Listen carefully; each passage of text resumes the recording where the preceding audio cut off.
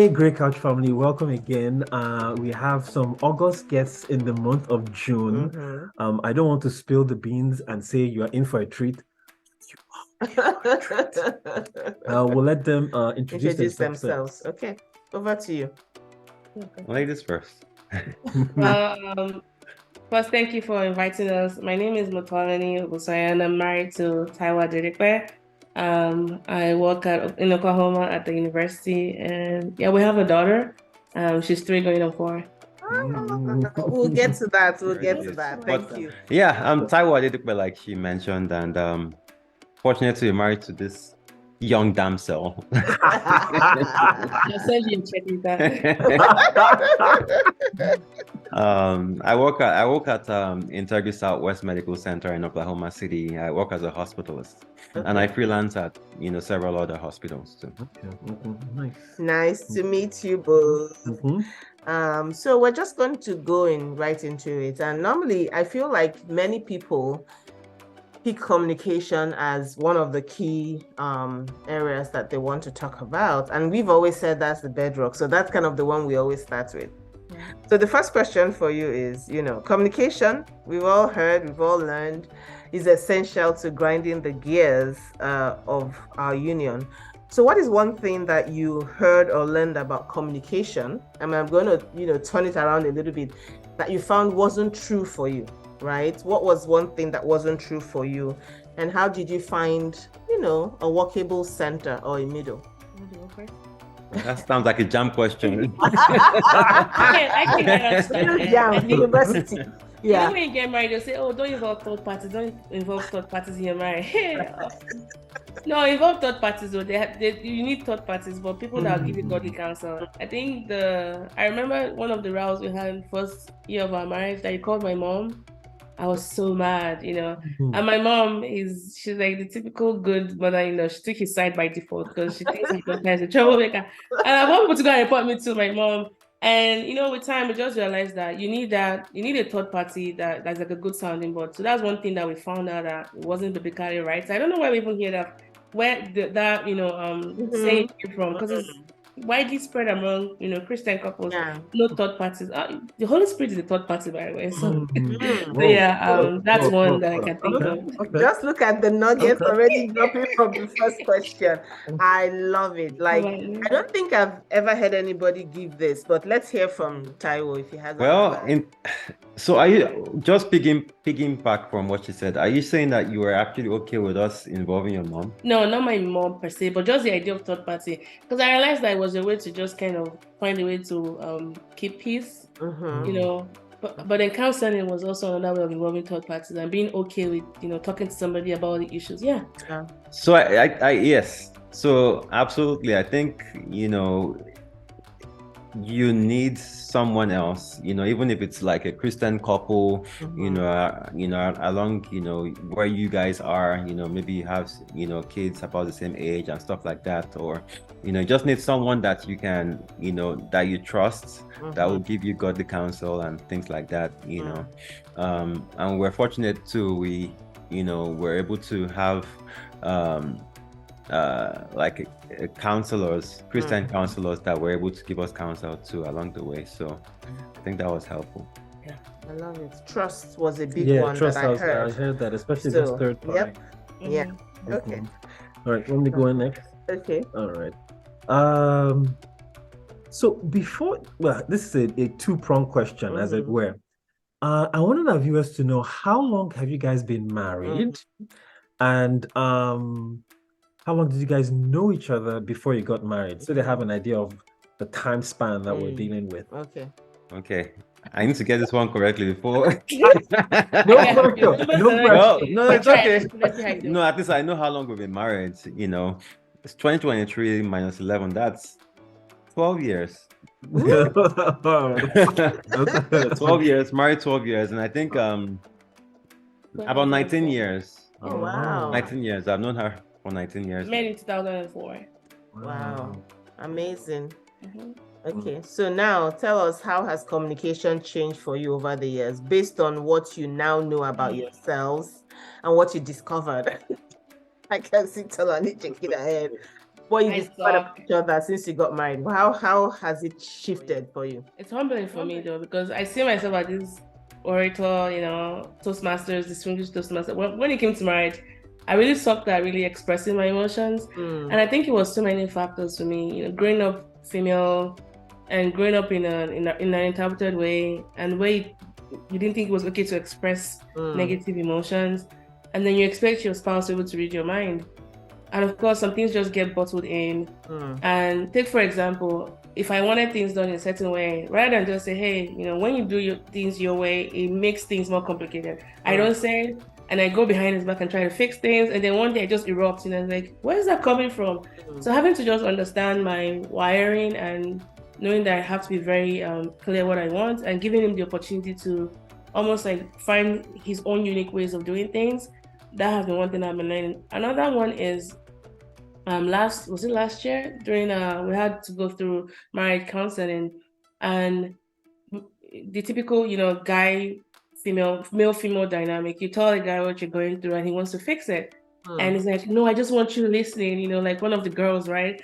And so one of the things we learned for therapy that I took with me is asking, hey, do you want empathy or strategy? When you come with me with you're coming, to me, do you want empathy or strategy? And that way you know where to go. So those are just the two things. But he's a peacemaker. He likes to keep peace. And I have a flair for the dramatic. So I'll let that run. I'll let your imagination run wild with that. But I'll just keep pausing and let him talk. Let's hear from the peacekeeper. You and I think drama makes things interesting. Really? If everything is just too peaceful, it gets boring, right? So you need some drama sometimes. So Everything is coming then. Winter is coming, breeze is yeah, but it's just like she said, it's pretty amazing how she sometimes expects me to know what's on her mind, and that could be frustrating, but I think she's doing a better job at saying exactly what she wants, giving clear instructions, even though sometimes it's frustrating that she has to ask for whatever she wants, but that's the only way out. Yeah, someone looking at you and nodding their head is like, I'm not either. Yeah. And then even the timing, right? You ask for something and then you want it done right away. I'm learning to be patient that he's gonna get to it when he has the time. Like, I can't make him demand and then be fixing the time. That has just been the biggest thing, because I like things done. I'm very particular about things. Not that he's not particular about things, but he just has a different style of doing things, And would I say, what's the word in terms of time? You know how they say that temporal, like some people are just like slower, right? The concept of time is different for them. Yes, they live in a different dimension. Yeah. It's almost like these people have conversations. We have conversations, watching our conversations, because it's so similar. It's so similar. Yeah. So I guess I'm a peacemaker too. You need a peacemaker and a dramatic person. That's the spice of life. Oh my goodness. All right, so moving on, we're going to be talking about money and finances. Who is the spender? Who is the saver? Or are you both spender and saver? I feel judged right in So what is the prevalent money dynamics in your union, and how has it played a role in your marriage that lasted 12 and then plus another 19 years of knowing each other? In the plenty and in the lean.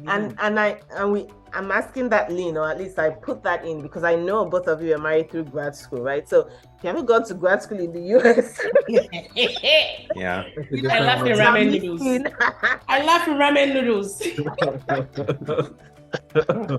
You don't know what you are missing. That you've probably seen the news that the graduate student unions are striking here and there. There's a reason for it. It's about time. I wish I was on that strike. I'm telling you. Cheap labor, no more. Maybe I can talk about the linears and I can talk about now. Okay.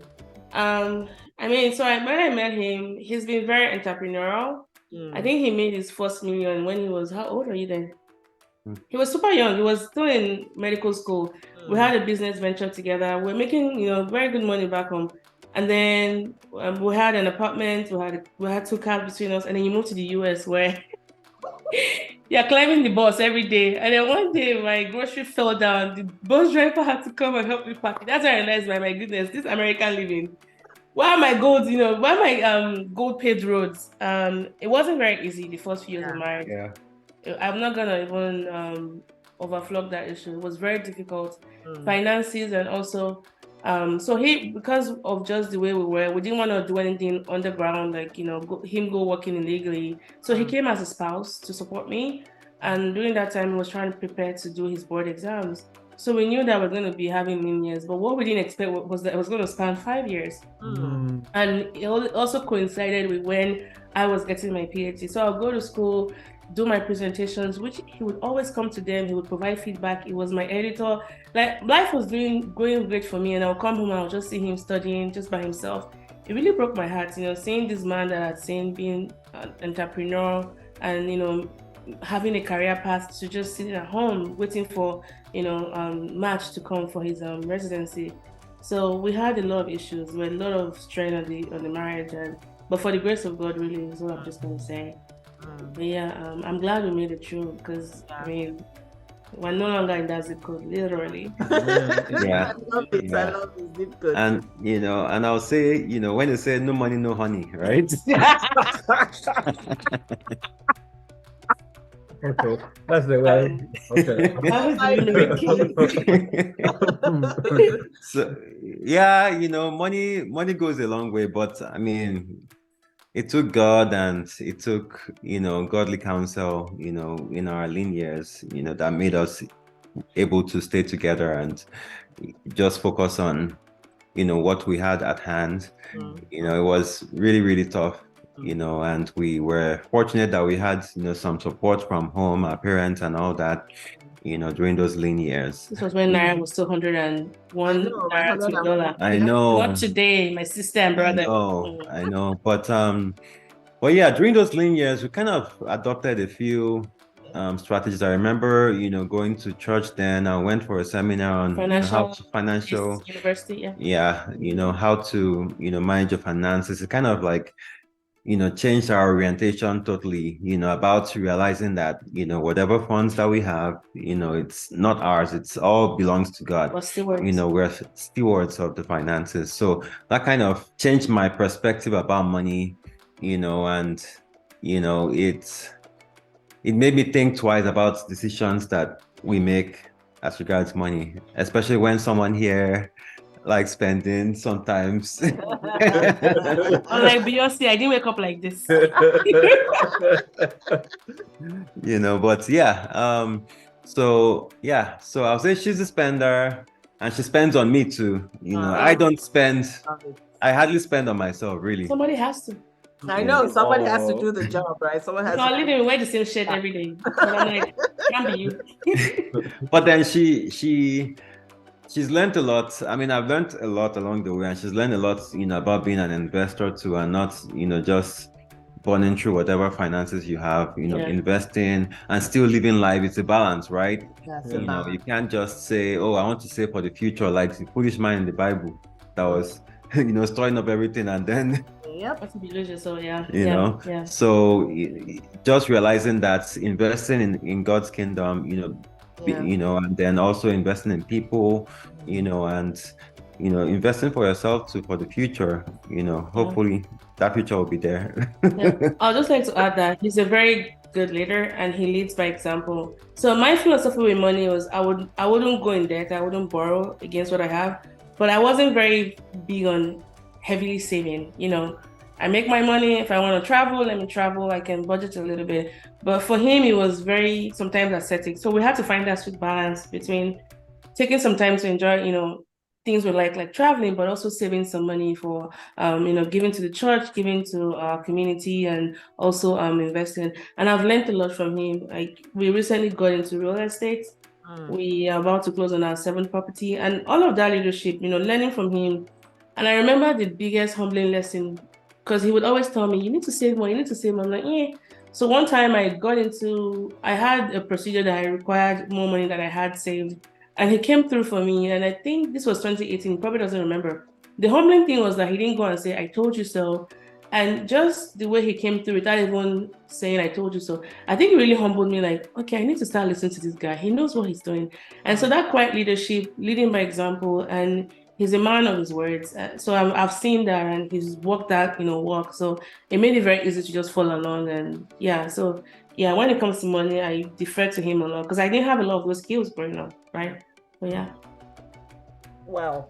You guys are just like, shaking many tables, but I thought it was the couch we're shaking today. I know. In fact, I feel like so many nuggets from this right now. Like we could just, even for us, we could learn from, take away. All right, so the next one is on sex. And this is probably another one of those, all the things we were never told. And what's something that you found that works for you as far as quality sex is concerned in your union? So I should just say that my introduction to sex wasn't done in an appropriate way. I was abused as a child, and it's taken a lot to acknowledge that and seeing the role it plays in intimacy.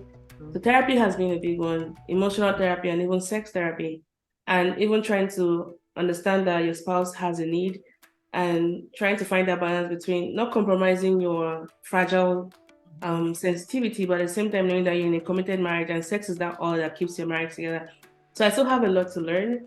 And I wish even growing up, even talking about sex in a, not like, frivolous way or in a flippant way, I wish they had just talked to us more about just the expectations. Because the deal was don't talk to men, don't talk to boys. But then when you're married, all of a sudden it's supposed to be like a crouching tiger and hidden lion. Like, where's it going to come from? And so there's so much, a lot of religious they had to shed, coupled with the abuse I had as a child. And it's still a work in progress. And, I still struggle in that area as well. But I'm just going to let him talk. Let's hear from him. Yeah, I mean, so what's the question again? Like, So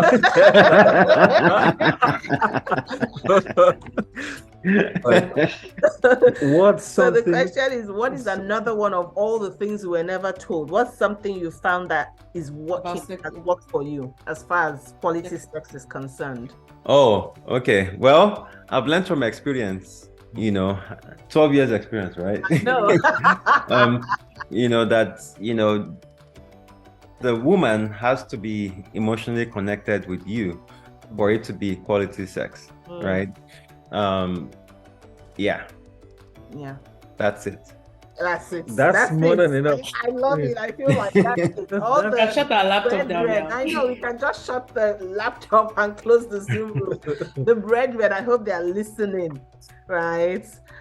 Thank you so much. Now I'm going to go into the one that I feel like we want to put a big pin on, right? Because you talked about your daughter, and I know that you have this amazingly beautiful, but hard story in its own way. And I know that last week you celebrated your adoptversary, right? So can you tell us a little bit about your journey to having your beautiful daughter and how both of you supported each other through the adoption journey? And the reason I'm saying I want to put a pin on this is that we're from Nigeria. We don't generally talk about adoption. Like, it's almost like, I mean, I don't want to say it's taboo or something, because I come from a family of, where adoption was openly talked about. Like, if people had this long-term, inability to conceive, my parents were very open to it. And I remember thinking to myself, wow, just long ago, I'm talking 25, 30 years ago, and all the people that they, counseled on this went that way. Now, so these children have come into the family, and you wouldn't know that they're not, they were adopted, because they look like their parents. It's like just a gift of nature, right? So, but I think outside of my family, I've never heard anybody talk about it. Like, it was just something that wasn't talked about in church, nothing. It's almost like, ooh, So tell us how you went on this journey and how both of you supported each other. Okay, well, let me try go first on this one. Yeah, I'm sure you probably have heard lots of stories and episodes about this journey. From my wife, going through being unable to conceive a child naturally. Yeah, that's not something that we envisaged. It's not something that we expected. It was really painful. Lots of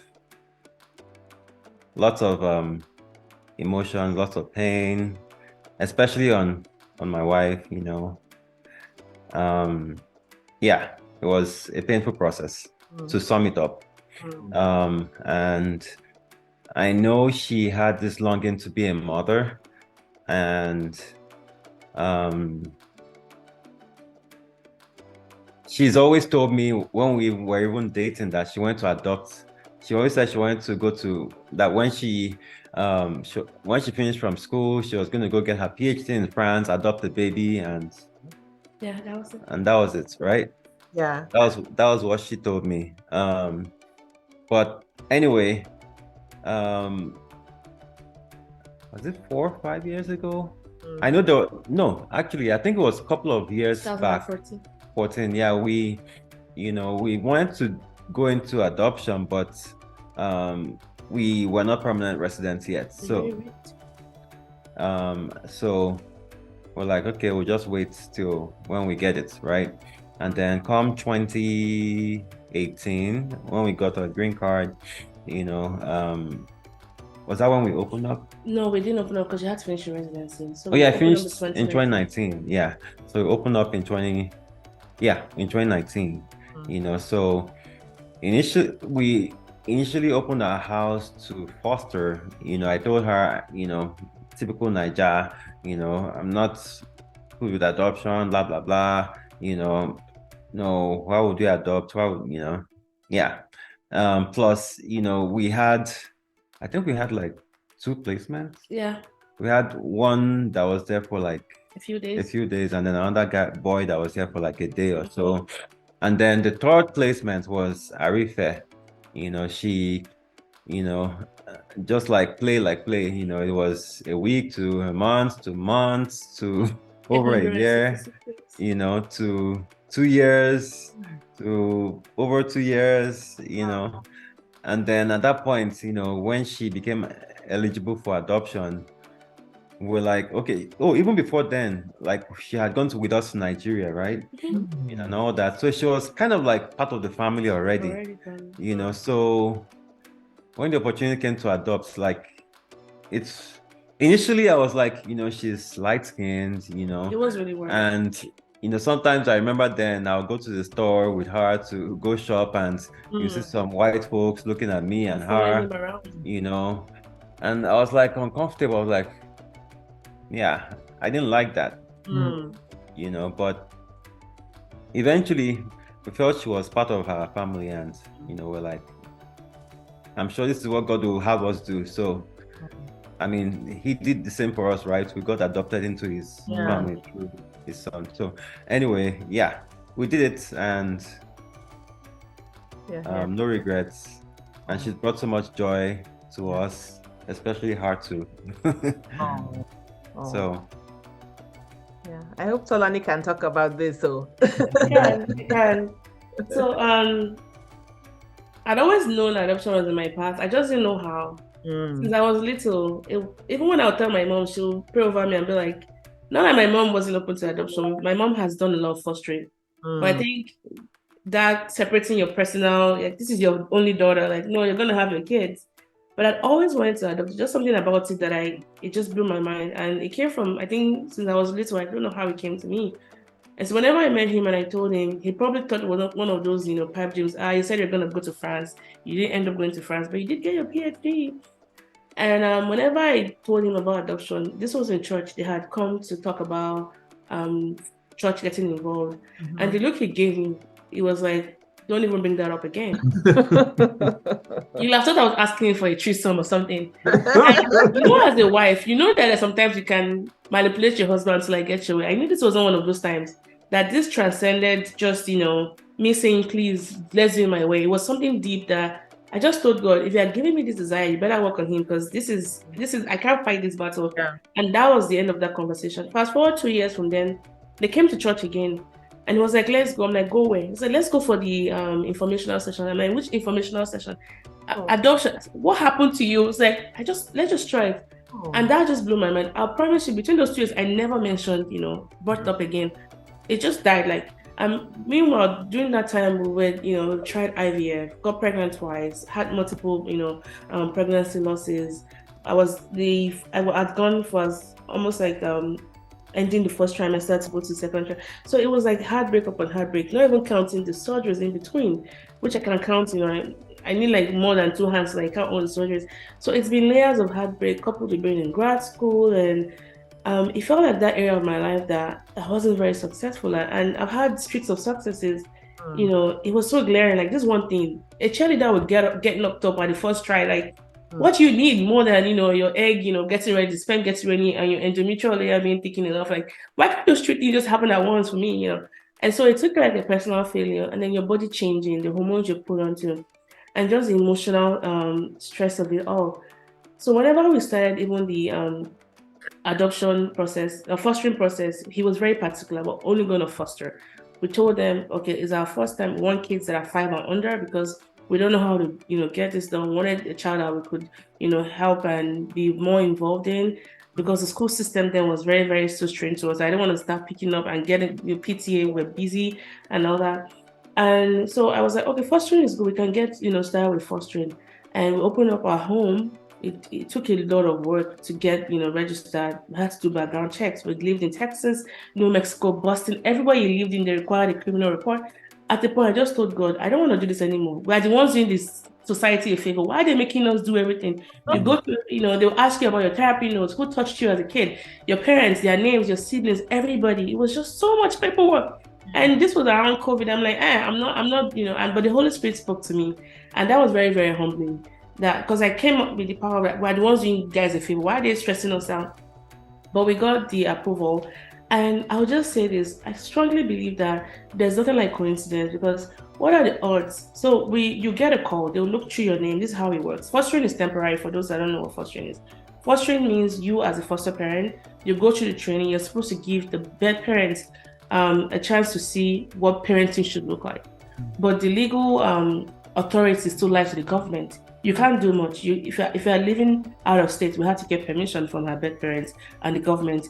You can't even pierce their ears. You can't cut their hair. You're just temporary, and the government will always let you know that. But I knew that a child coming to my house was not going to be a kiss. I was going to love on them. I was going to show them. But I had to also work on parenting skills, because what I knew was what I was taught, and you can't do that in the US. Especially screaming back at a baby, or the spanking you got as a kid. You cannot do that here. So and also coming to motherhood in a different way. This wasn't a child that I lost. That was in my womb for 9 months. I didn't have that, bonding moment. It was just, you had to almost like I had to start bringing the wires and laying down the groundwork for the wiring, which I didn't have. And I was so grieving the loss of my babies and, so many other things. And then when she came in, we got a call early that day. And usually when they call you, if you don't answer, they'll go to the next person on the list. They're like, oh, we have a baby. She's 11 months old. Would you like to take her? I'm like, I'm not sure. No, we just had a 4-year-old that just left. And it was 3 days, but I was so stressed. The boy didn't stress me. I was stressed. I was so neurotic because I didn't want him, breaking his arm, because we had like upstairs. I'm sure the boy just looked at me like, this lady is crazy. Just give me the food and the toys and walk away. That's what 4-year-olds want. But I was just always monitoring him. Are you okay? You want to eat that? You want to do that? Yeah.